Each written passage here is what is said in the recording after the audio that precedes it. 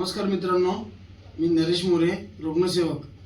आज आम्ही तानाजी पवार सर यांचे नातेवाईक यांच्या आजीला पाय फ्रॅक्चर होता म्हणून ठाणे येथे शिवनेरी हॉस्पिटलमध्ये ॲडमिट केलं आहे आणि आता आजी तब्येत पण खूप चांगली सुधारली आहे म्हणून त्यांचे नातेवाईक थोडे दोन शब्द बोलणार आहेत। बोलतील आता। ताई बोला। नमस्कार, मी स्मिता सोनवणे, ठाण्यालाच राहते।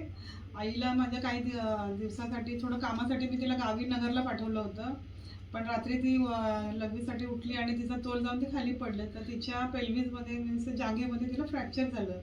तर तिकडे 2-3 दिवस मी तिला ॲडमिट केली होती आणि जेव्हा तिकडे एक्सरे वगैरे केला तेव्हा समजलं की फ्रॅक्चर आहे आणि त्याची सर्जरी करावी लागेल।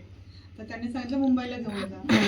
तर मग नंतर जेव्हा मी मुंबईला आल्यानंतर तिकडे मी सगळ्यांनी नातेवाईकांनी सांगितलं की इकडे घेऊन जा, पनवेलचं कुठलं हॉस्पिटल, हां MGMला घेऊन जा। तर तिथे चांगली होते। मला त्या हॉस्पिटलबद्दल काहीच माहिती नव्हतं, तरी पण मी तिला घेऊन गेली तिथे। पण तो स्टाफ आणि त्या डॉक्टरांनी इतकं म्हणजे मला 4 तास होते पण मला इतका त्रास दिला। म्हणजे एकदा बोलतात ऑपरेशन करायचं, मग बोलतात की ऑपरेशन नाही करायचं, मध्येच बोलतात की तुम्हाला वेटिंगला थांबावं लागेल किंवा मग 10 दिवसांनी ऑपरेशन करावं लागेल, कंटिन्यू तुम्हाला इथे थांबावं लागेल।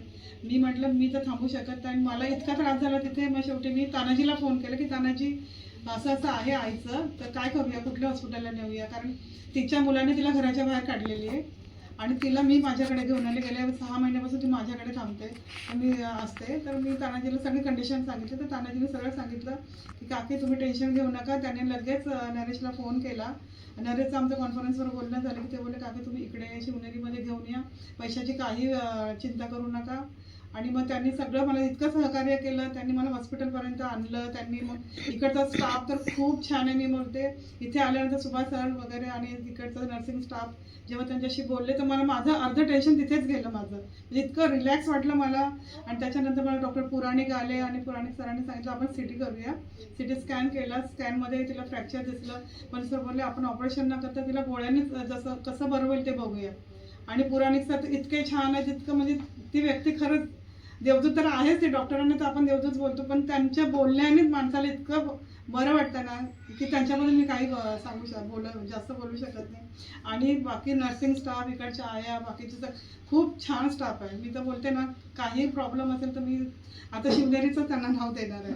आणि सगळ्यांचे मी आभार मानते, खास करून तानाजी आणि नरेश यांचा खूप म्हणजे खूप आधार दिला त्यांनी मला। खूप छान आहे सगळे, धन्यवाद।